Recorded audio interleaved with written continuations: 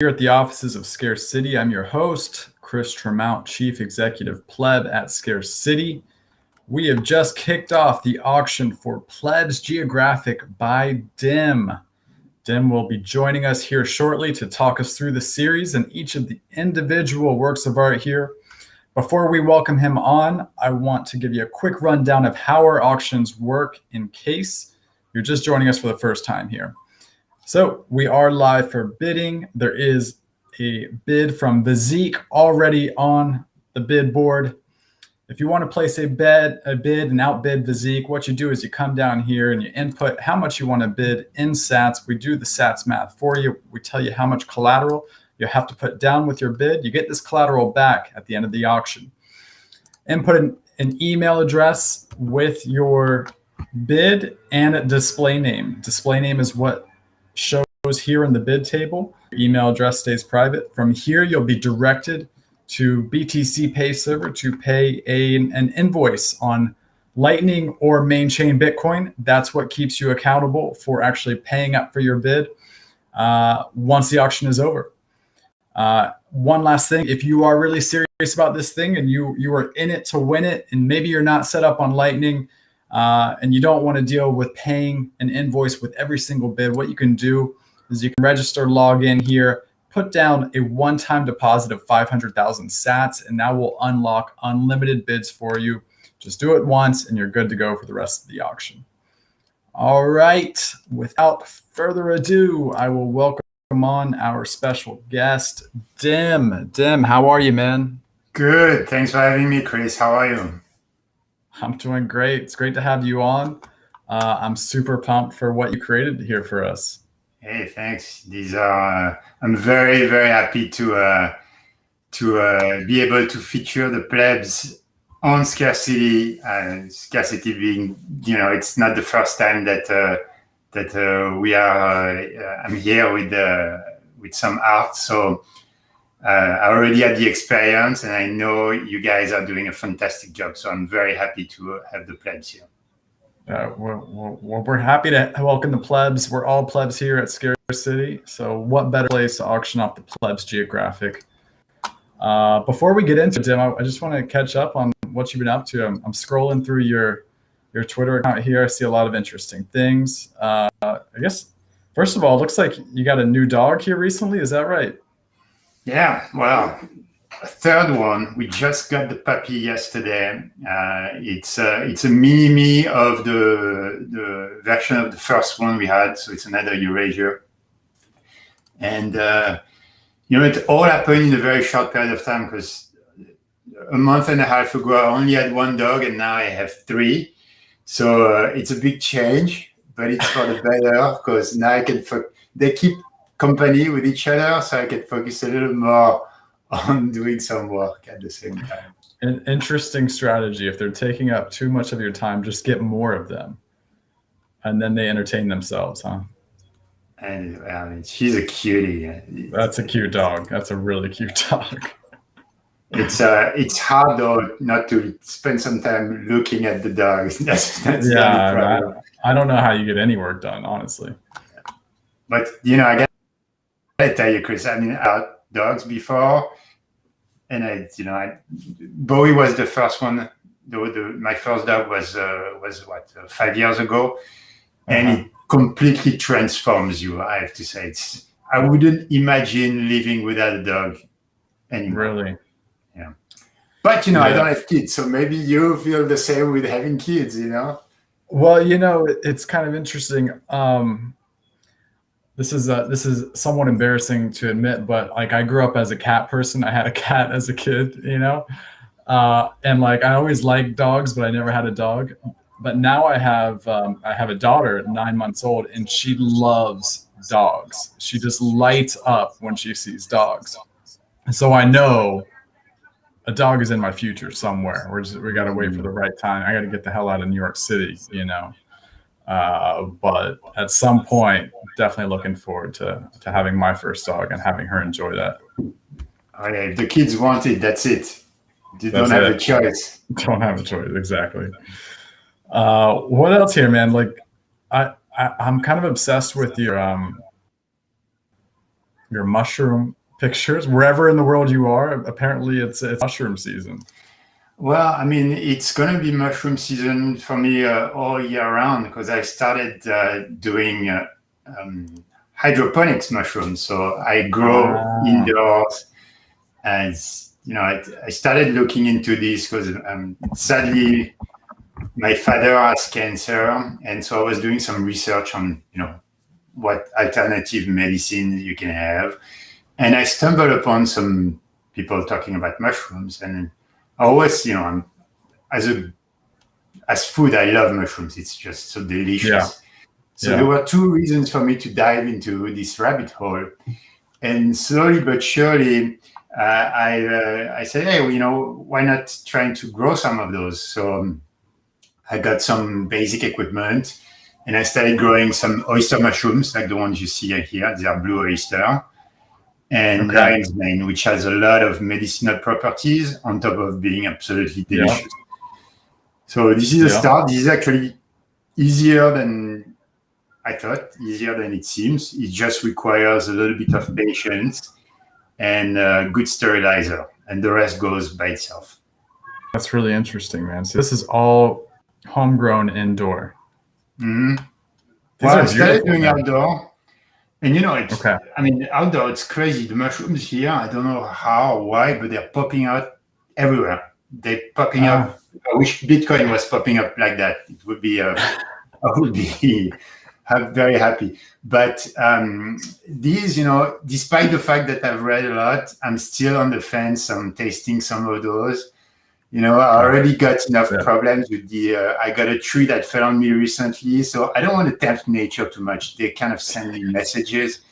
So I'm going to do it, where people have already tried some of these species before. And I'm doing only homegrown right now. I'm not trying to forage anymore. Gotcha. Yeah, I watched this documentary recently. I think it was Netflix. I'm trying to look it up. I think it was Fantastic Fungi. And it blew me away, man. I went into it with pretty low expectations, and I've always loved mushrooms, but I had this took it on such a deeper level. I mean, it was almost philosophical. Have you seen this thing? Yeah, absolutely. The guy who is interviewed, Paul Stamets, is actually he's a kind of a mushroom guru. And he's the one, I read some of his books, and he's one of the reasons why I started doing this. He's absolutely fantastic. He's been doing this since the 70s. He knows pretty much everything about it. And he has this crazy story that he talks about in the documentary, that he took a magic mushroom, psilocybin, and he was stuttering a lot.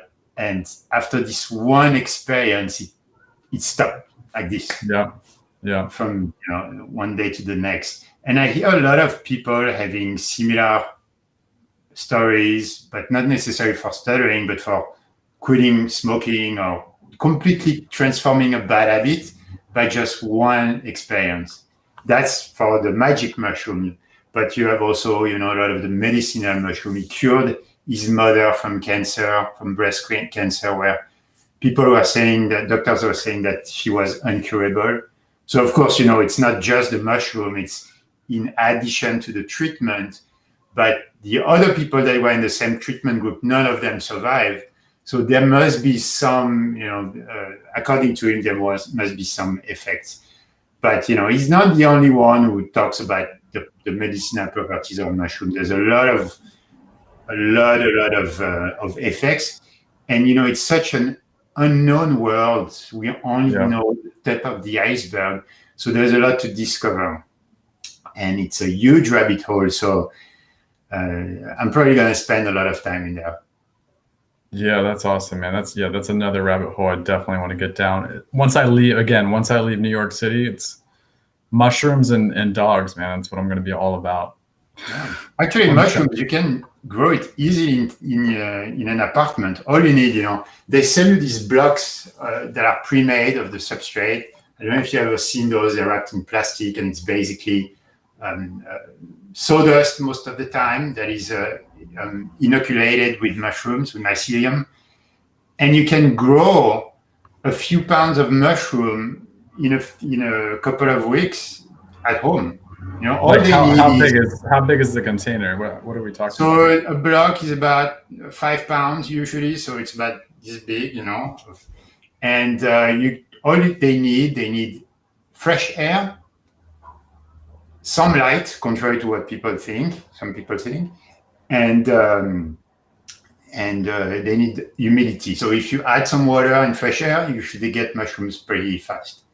Okay. And that you can get everywhere, right? Well, not everywhere, man.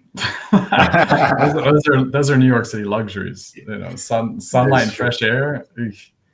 But maybe it's doable. I mean, I live in a pod, so it's like even the smallest addition to the apartment, it just feels like the walls are kind of falling in on me. So we'll see, man. Anyway, all interesting to hear. Let's jump into the artwork. Actually, before we do that, I think most people know who you are, but just in case, how about give us just kind of a quick introduction on how you got into Bitcoin, how you got into Bitcoin art. Sure. So I've been an artist before being in Bitcoin, but I was not just an artist. I was also into the internet industry for a long time, designer. But somebody introduced me to Bitcoin, and it's funny, everybody has this origin story. I can't pinpoint exactly who or in which circumstances I was introduced. I know when it was around just before Mt. Gox. Fortunately enough, I didn't buy just before Mt. Gox, but I bought right after. So, but at first, no, I never really seen. When I got into Bitcoin, I was really interested into the freedom aspect of it. The fact that it was checking you could check out of the system. You could take a different direction, and that was very interesting. I didn't see right away that it would be what Bitcoin is today.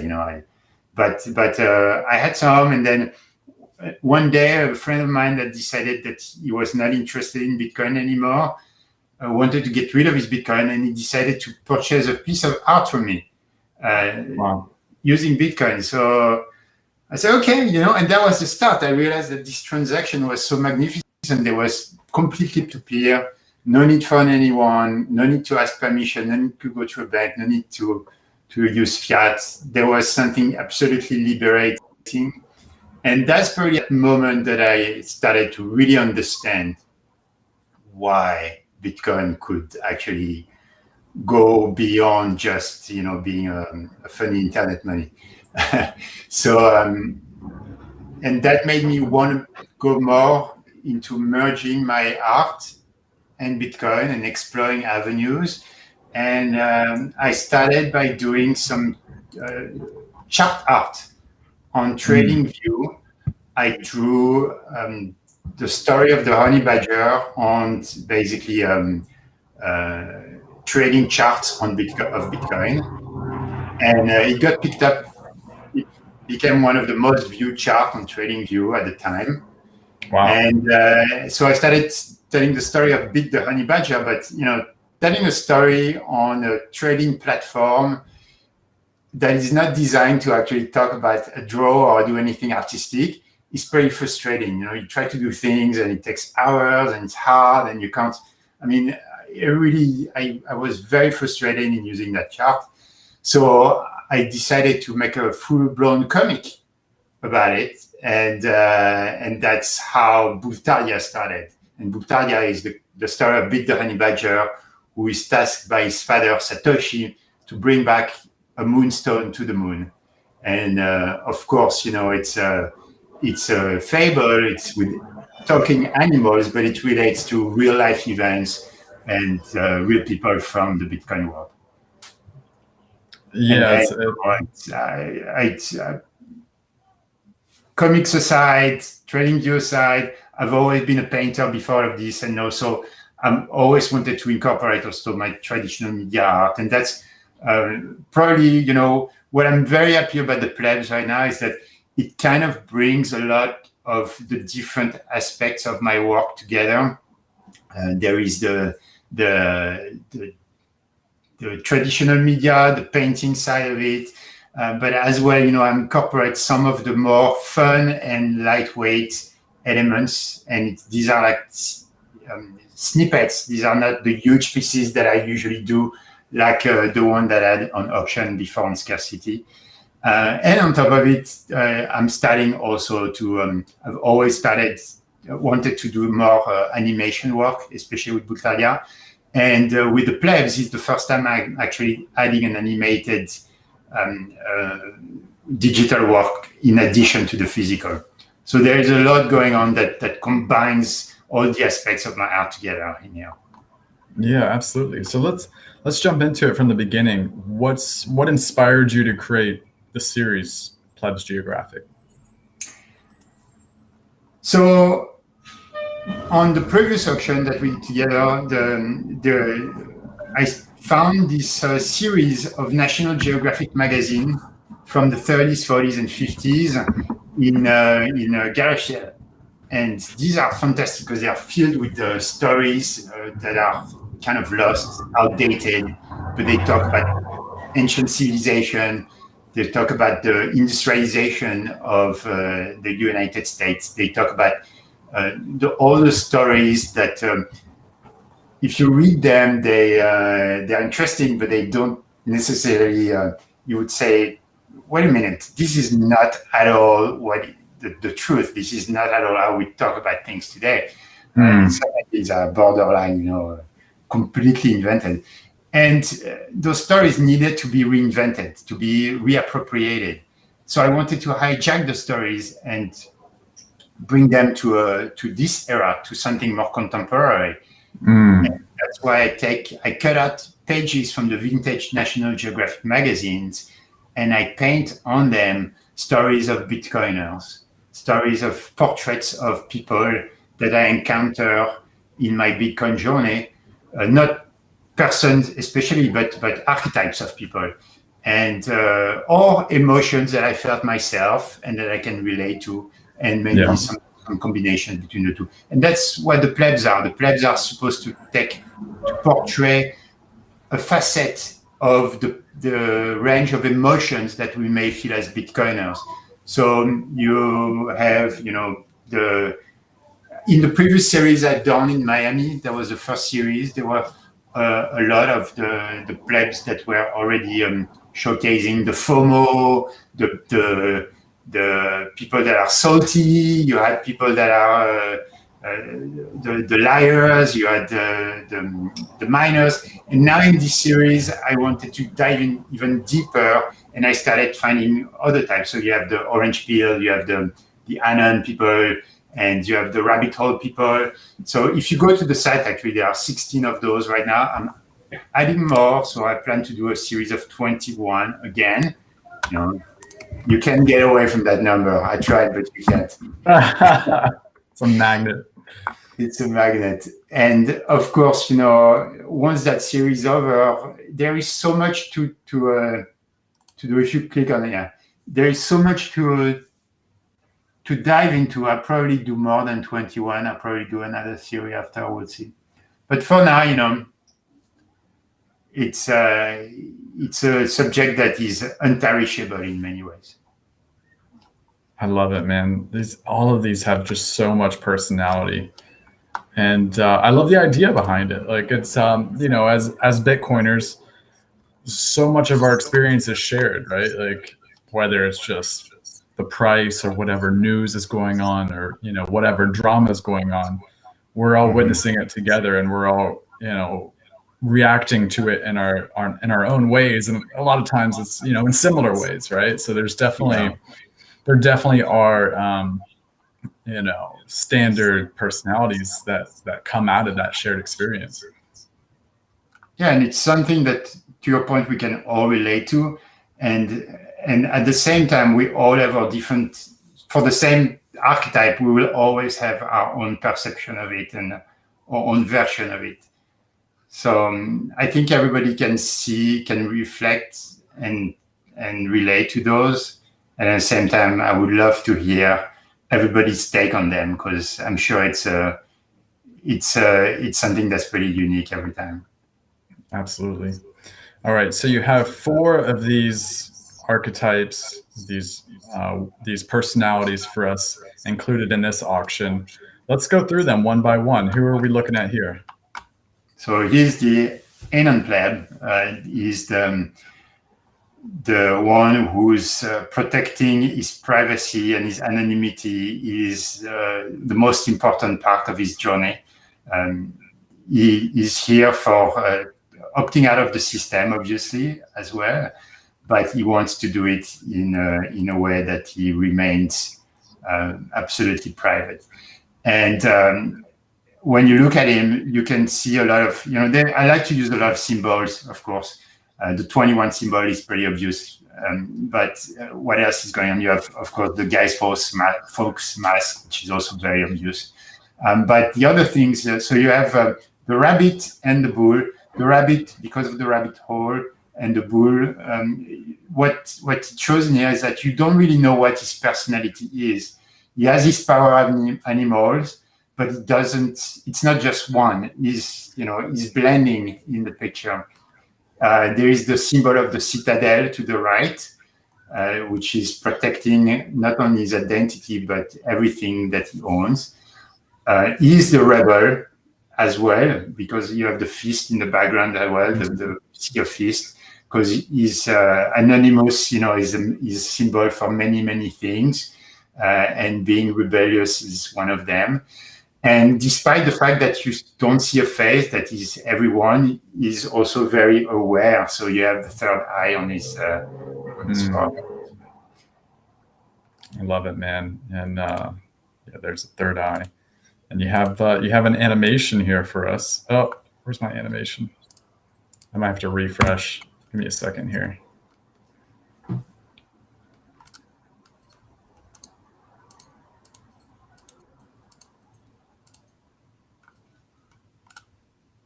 There it is. Okay. Tell us about this animation, man. This is incredible. Yeah, it's a lot of fun to do. It's a bit challenging too, because I haven't found the perfect workflow yet, so I'm switching between different platforms. But it's a combination of hand-drawn frames. So most of these, so first of all, I take the picture, then I hand-drawn a lot of frames for the animation, and also other types of animation that is computer-generated. And I think the combination of all of these gives a feeling that remains pretty organic, but at the same time flows smoothly. So I'm very happy about the combination of everything. Of course, those are those are NFTs. These are digital NFTs, but on Bitcoin, via counterparty for now.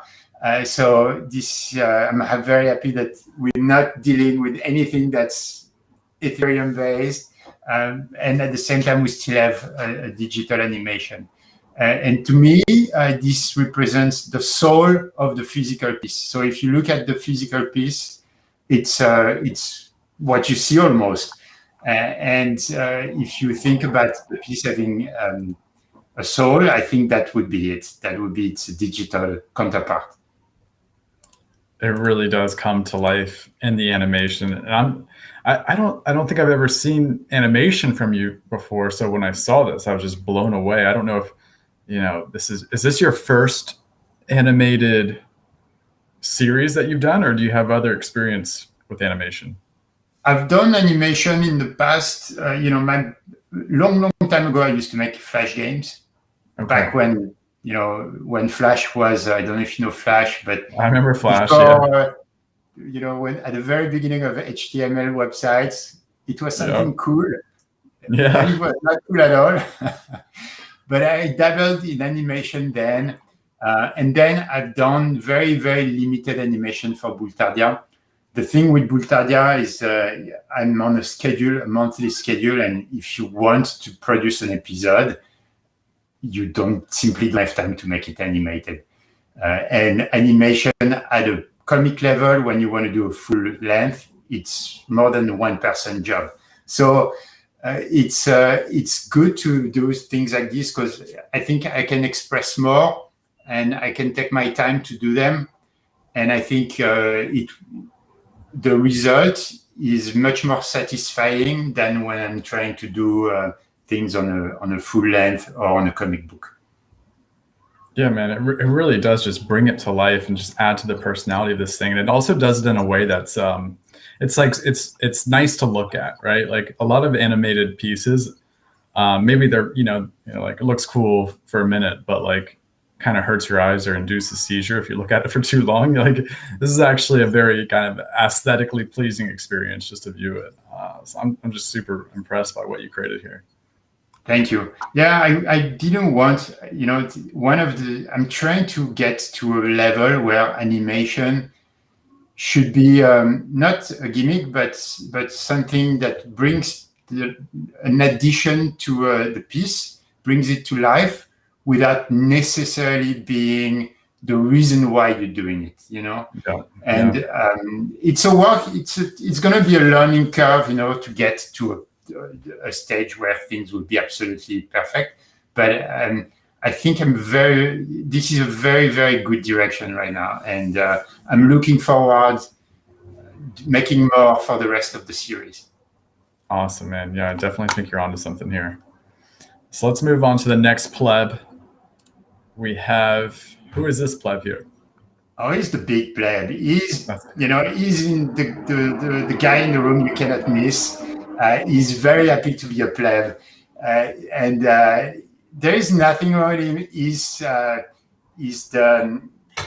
guy that is fearless. He doesn't care about anything. So he's very much like the honey badger, and but he's the elephant in the room. That's why there are elephants here.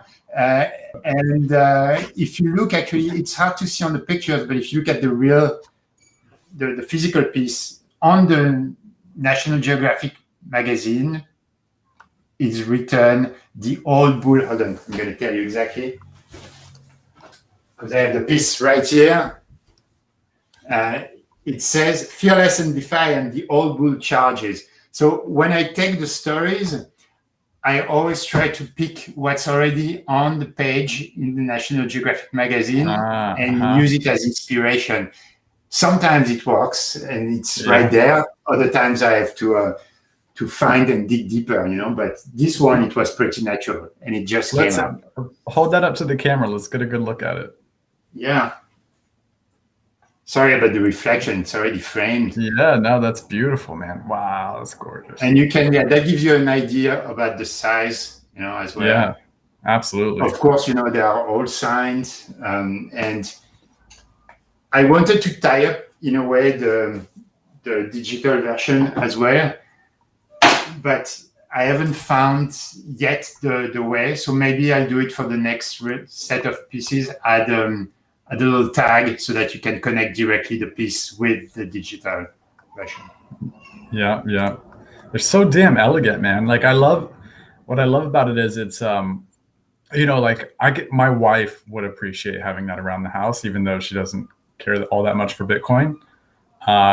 And like the Bitcoin reference is subtle. Like, we know it's there, but it's not like in your face. So anybody can kind of just appreciate it. And then kind of explore what it's about if they want to. Yeah, I mean, I'm glad you say that because I don't think, being about Bitcoin doesn't necessarily mean plastering Bitcoin everywhere. It's about a feel. It's about a way of being, philosophy, and that can be translated in many, many different ways. And I feel like Bitcoin, in order to exist, we have to be there as human beings. There's no Bitcoin without us. So we are at the forefront of it, and that's why our emotion, the way we think, how we approach Bitcoin, is really important to the Bitcoin journey and to the ecosystem, because that's why Bitcoin is going in the direction we are going today, because it's filled with people that have good intention, that want to make the system work, and that are passionate about it. And all of these are emotions. So the emotional component is key to the success of Bitcoin. That's my perception. And that's what I want to show in the work, more than just Bitcoin itself. Absolutely, man. I think you highlighted that perfectly in this series. And it's such a huge part of it. I mean, it's something I think about and say all the time, is that this is just as much a cultural revolution as it is a financial one. And the culture is about the people. It's about the plebs. It's about the plebs. Awesome. So who's our next pleb here? Who do we got here? Oh, we have the Evangelist. And this one is very interesting because it relates as well to the news with Salvador. If you zoom in the story on the Vintage National Geographic magazine page, it said, "We keep house on an active volcano." That's a keeper. Wasn't that perfect? So there was no doubt in my mind that I had to use this story. And he's the evangelist. He's also the orator. There were many titles for it, but he's the one who is about to express his fervent opinion about Bitcoin and try to convert as many as possible. And he's not afraid to to show where he stands. And there are a lot of symbols. So you have little TVs, almost YouTube icons coming out of his mouth. He's really here to broadcast, and his intention, and hope that everybody around will listen to him. Yeah. We all know the Evangelist pleb, and I mean the Evangelist pleb does an important job. It's a pleb to be celebrated for sure. He does. All right, what do we got here next? Who is this pleb here? Well, I think we are all this pleb, definitely. He is the orange-pilled pleb. That's the stage one of the journey. You have to take the pill. And that's what I've shown here is the moment where he realizes the transformation. So he goes through this realization. That's why his eyes are all like popping open. And in the animation, of course, you see much more than that. You see the whole moment of, wow, is this what it's about? Yep. The orange pill moment. I think the orange pill moment. Exactly. You captured it beautifully. Thank you. Now, speaking of, I have, I don't know if you can see him here. I have my, let's see if I can pull him out. My crypto graffiti orange pills here. Whenever I'm feeling, whenever I'm feeling the FUD, can't really see the label too well. Whenever I'm feeling the FUD, just pop one of these, and I'm all bulled up again. I hope you restrict yourself to one at a time. One a day, man. You don't want to get too crazy. Yeah, this was an awesome piece, by the way, what he did. Yeah, no, instantly iconic, of course, like everything he does. All right, so what do we got? What else do we got here? I want to dig into the counterparty part of this. Of course, you created these amazing digital works, and it's it's sometimes hard to really appreciate digital works because they're just sitting on your screen. So you took it a step further and you minted these as counterparty tokens, and you kind of alluded to this earlier, but why did you decide to do that ultimately? Well, I mean, like I said, I think there is a lot of good and a lot of interesting thing to be done digitally. I think the digital aspect of art is, through it, a lot of doors are being opened. And as an artist, you can do a lot of things that you would not be able to do otherwise. So I think there is a very important thing to do digitally. And I think, if regardless of the fact that there are some excess in the NFT, regardless of the fact that some people may think that digital art is not worthy because everybody can copy those. I think everybody can copy everything, even in the physical realm. Copies are everywhere. Scams are everywhere. There is the same principle will always apply regardless of whichever platform you want to use. There's always bad actors, right? Where I am right now, I live in a community where there is this honor system where people, you go to this farm stand and you can get all the products you want. There's nobody to check that you are paying. People are taking things, and then you put $1 in a box, the amount of what you paid, and everybody thinks that you're going to pay. Isn't that an amazing concept? That's trust. Yeah. It's fantastic, right? It's trust, but without verifying, that's not something good for certain things. But here, it's a principle that for me, as an artist, I like artists to be able to offer their work and think that some people will decide to buy them rather than just copy them. And I think this is a very fair thing to do. Now, I would like to be able to use the right platform to do so. And Bitcoin, for me, is the only solution. I don't want to use other platforms because I don't believe in them. Counterparty is the thing that allows to do that, at least the closest thing that we have to using purely Bitcoin at the moment. And until we are able to do maybe when RGB comes, there would be a better option. But I think Counterparty right now allows me to use only Bitcoin. The only time I use a Counterparty is to mint the first token, but then to buy it, to sell it, only Bitcoin is being used. So that's really great, Nobody that wants to collect these need to use any other thing than Bitcoin. And to me, that proved to be a solution that was right, And the Pepes, look, the Pepes are being used by the same principle. So I think this worked for me. I wanted to use the closest thing I could find to Bitcoin, which was that. And so I decided to do a digital version of each one of those physical pieces. There are a series of 21 each. Again, 21. And that's about it. So they are minted there.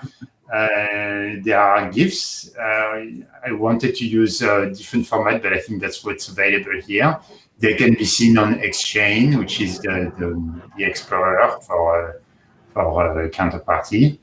And that's it. What else to say? I'm not sure. Yeah.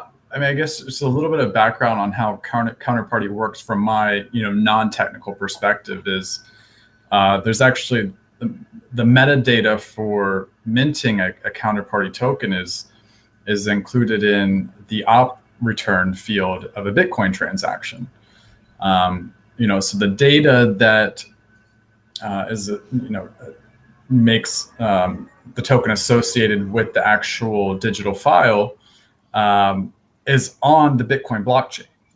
As long as the Bitcoin blockchain is around, that metadata will exist. So it's on the security of Bitcoin. And I think there's some other interesting properties here. You mentioned a total supply of 21, and you had the option to actually lock that supply. So, and it says true here, so that supply is locked. That means there can never be more than 21 editions of this token. Yeah, you cannot change it, if I understand correctly. And technically, I think it's called a colored Bitcoin, right? I'm not 100% sure because this is probably beyond my knowledge. But there are two things in Bitcoin. There are the side chains like Lightning, etc. But this is a colored coin, and that's not a side chain, if I understood correctly. It's definitely not a side chain. I don't know if it fits the definition of a colored coin. That's a little bit beyond me. But I think what's important to recognize here is that, even if you don't believe in NFTs, this is as good as as good of a certificate of authenticity as you get. Like there's only 21 editions to these. So whether it's a physical piece or a digital piece, if you have this token with it, you know you are one of no more than 21 people who have the token. And you just can't, like in the physical world, you can't produce a better certificate of authenticity than that. Not to mention you have the provenance. You can see, all the people who hold this token and who have held it in the past. So it's a useful tool whether or not you want to believe in digital artwork that's tokenized. Mm-hmm. So I think it's really interesting what you did here. I really like the experimentation. All right. So if the experimentation goes well, I'll be about so there will be 16 of those, one for each. And then what would be interesting is to find a way to incorporate those together. So digital art can be physical as well if it's incorporated in the piece. You see that in those little displays that are already out there, but there are more than one way to skin a cat. So it's I think we're only again scratching the surface of how we're gonna bring more of the digital, of the non-tangible into the tangible, because I don't think one will kill the other. I think there's still, we're still at the very beginning of this new era. Yeah, absolutely. I completely agree. And yeah, that's why the experimentation is so important, just to figure out where this goes, Exactly. It's impossible to say without testing the possibilities. So checking in on the auction, we've had a few bids come through. Let's see. Yeah, it's basically a bidding war between Physique and Joe Rogers. Two very iconic plebs out there. Joe Rogers from Bitcoin Magazine, Physique, renowned Bitcoin collector. True plebs. True plebs. That's right. I won't put you on the spot here, but I'm thinking about what personality type. I don't know Joe well enough, but I know Physique well enough. I'm trying to think what personality would Physique be. I don't know. Tell me if you have any ideas. Well, being in so many auctions, I think Physique would be the collector pleb. There's a collector pleb? There should be. I'm going to make one. I think there needs to be a collector pleb, because that's a real personality type. And I think Physique is hearing us, and he wants to be on top right now, like a true collector pleb. All right, I love it, man. So what else do you have going on, Dim? What else are you passionate about these days? Well, I mean, it keeps between the mushrooms, the art, and the dogs. I keep myself very busy. Trust me. Yeah. There is no time for much more. But and like I said, Bultardia on a monthly basis, it's also a lot to deal with. But there is more in terms of the rest of the work I'm doing. I'm still working on We Are All Satoshi. That's another project where the Bitcoin voice paper started. There are a lot of different side projects I'm working on. So I can't say much right now because I want to keep some things secret, But pretty soon you'll have more news about what's going on. And I'm still I have my own share of collecting. I'm collecting comics. Being a comic book artist, that's important. I love those old comics. There's true source of inspiration. Those old Spider-Mans, those old Batman, etc. You have a lot of stories that are also interesting, and maybe I will use some of those the same way I use the vintage National Geographic as base for repurposing stories of superheroes, but turning them into Bitcoiner stories. That's another idea I wanted to explore. Absolutely. I mean, there's so many superheroes in the Bitcoin space, right? So I think there's a lot to explore there. Oh yeah. Awesome, What about Dem. scarcity? What's the new for scarcity? Any news you want to talk about? Oh, what's new for us? Well, I mean, it's we're fortunate to have no shortage of iconic Bitcoin art from artists like you to be auctioning off on a weekly basis. There's just so much creative talent out there. So, a new format we've also been exploring is our bazaar, which for that we source Bitcoin art from the true plebs out there. Anyone who submits something, if we have space for it, we include it in the bazaar. Something about Bitcoin just makes people want to create, and there's just so many talented creators out there making beautiful artworks that celebrate Bitcoin. And there's also so many iconic collectibles. We're 11 years into this thing, and more than that. My math's terrible, but like the Casacious coins, the Satoshi Simpson that we auctioned off a couple of weeks ago. A lot of these early collectibles are really becoming, artifacts, even at this stage. So there's just so many cool things out there to auction. We've also been doing a lot with the rare Pepes. Look, I mean, the rare Pepes are the OG NFTs. I don't even like the term NFT because I really think of them as they're either rare Pepes or they're not rare Pepes. I don't like the word NFT though. I hate it. I cringe every time I hear it. Have to say it. Yeah.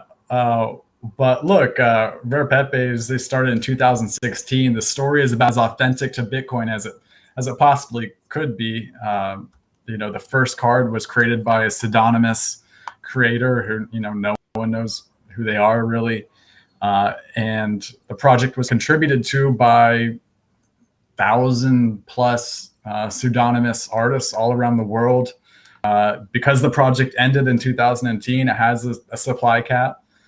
And there's just so many references to Bitcoin here. I mean, look, you got Nakamoto, you got Gox Euphoria, shitcoin card. Like these are just like iconic memes that are so representative of Bitcoin culture.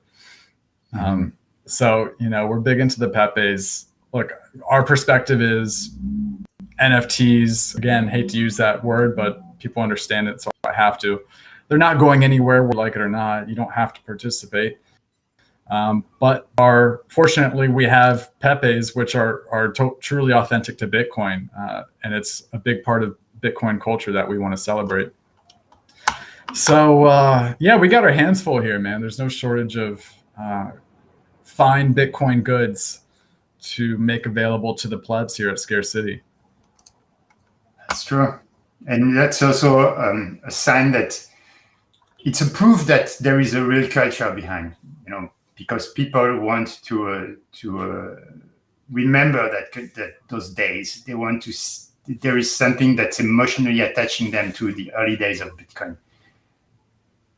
Yeah, for sure. I mean, it's changed so many of our lives, and it's whether it's the physical or digital things, they remind us of the more special moments and the principles of this movement. So it's really important to the culture, and I think the culture is important to the movement overall. Like